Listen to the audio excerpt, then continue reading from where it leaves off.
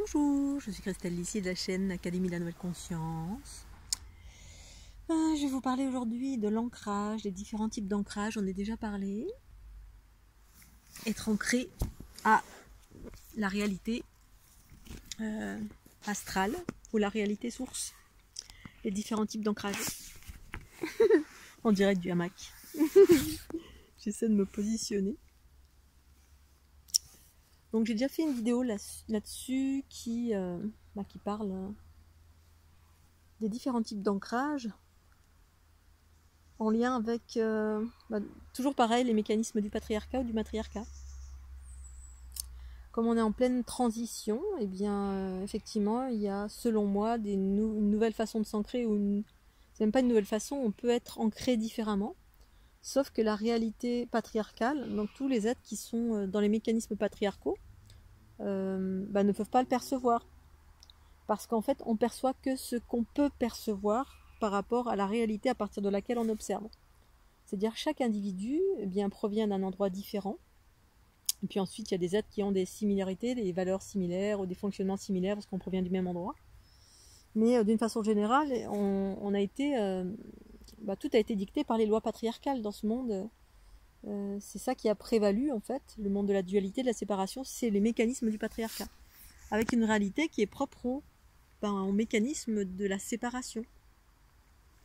Et donc, comme ce sont des mécanismes qui étaient prédominants sur cette planète,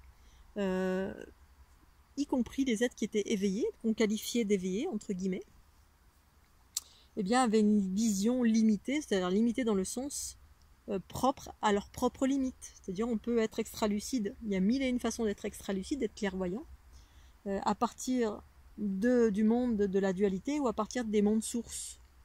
Et en cela, l'ancrage est différent. C'est pour ça que j'ai déjà fait une vidéo sur les différents types d'ancrage. J'en ai parlé récemment dans ma conférence. Il y a mille et une façons de percevoir cela. Et moi, quand j'étais plus jeune et que j'allais voir plein de thérapeutes pour mes problèmes de spasmophilie, certains me disaient que j'étais pas ancrée. Et en fait, j'étais parfaitement ancrée. D'autres, plus tard, m'ont dit que j'étais ancrée naturellement. Mais ceux qui le formulaient plus tard étaient dans le matriarcat. Et puis d'autre part, j'avais ma propre guidance qui m'informait du fait que j'étais parfaitement ancrée. Et moi, je me sentais tout le temps ancrée. Sauf que les deux versions sont différentes. Être ancré dans la source ou être ancré dans une réalité astrale. C'est-à-dire on observe le souffle de la matière.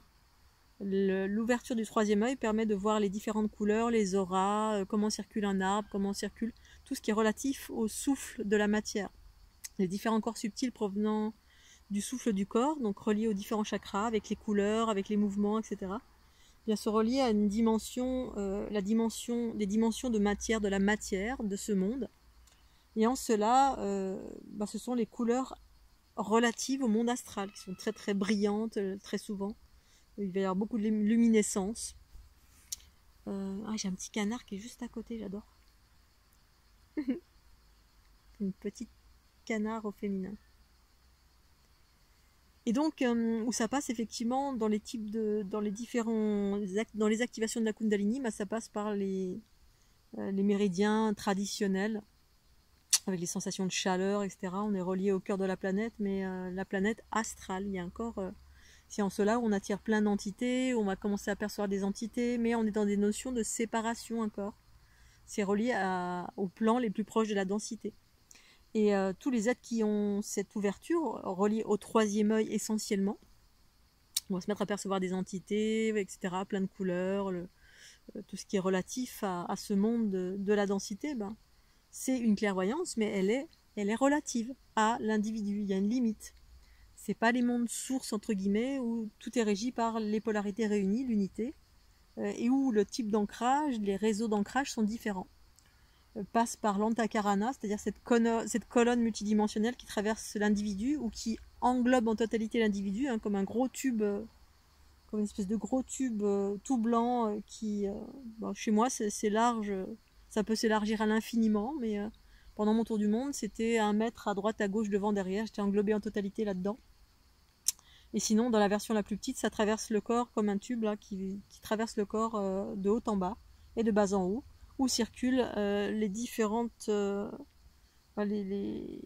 où circulent les énergies cosmotelluriques, reliées à des sphères unitaires en bas et en haut. Et du coup, la dimension est totalement différente, la vision est totalement différente, les mécanismes de clairvoyance sont totalement différents.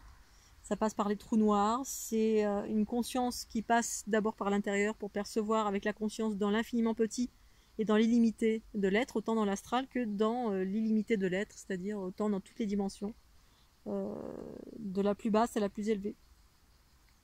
Et donc, en cela, l'ancrage se situe en soi. C'est-à-dire que mon ancrage, il est en moi, il n'est pas à l'extérieur de moi, au cœur de la matière, comme dans les ancrages de l'astral, enfin des mécanismes patriarcaux où les ancrages sont à l'extérieur. On a l'impression qu'il y a quelque chose à l'extérieur, mais voilà, c'est différent. Et donc, très souvent, quand j'étais entre les mains de thérapeutes patriarcaux, entre guillemets, et je le sentais clairement, parce qu'il y a tout en moi qui me disait non, non, c'est pas juste, ça résonnait pas juste ce que j'entendais, ce qu'on me disait. Pour autant, ça peut vous influencer. Si vous n'êtes pas encore sûr de vous, vous n'avez pas encore confiance en vos intuitions, vous pouvez être convaincu par ce qu'on vous dit. Tu n'es pas ancré, alors qu'en fait, vous l'êtes parfaitement. Moi, je suis ancrée naturellement, sauf que dès le début, j'étais ancrée dans la réalité source unitaire de mon être.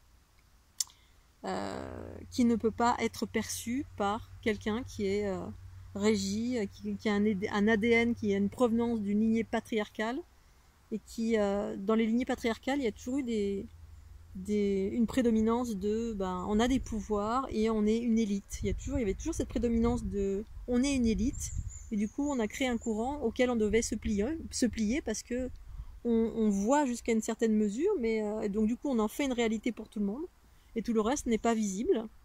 Et ça, voilà. Alors que dans la réalité source, j'ai conscience qu'il y a une multitude de réalités.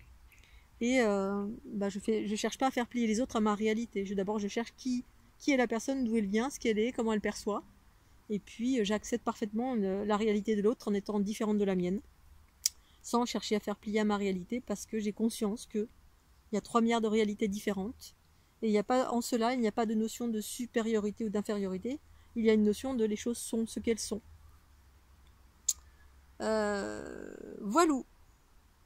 Réalité source, unitaire, ou réalité séparée, duelle, où c'est l'ouverture du 3e œil essentiellement, qui génère des capacités, mais différentes, qui fonctionnent différemment, et qui sont ce qu'elles sont. Voilà, je fais un petit bisou, je vais m'arrêter là. Pensez au petit pouce bleu, et à très bientôt. Bye bye.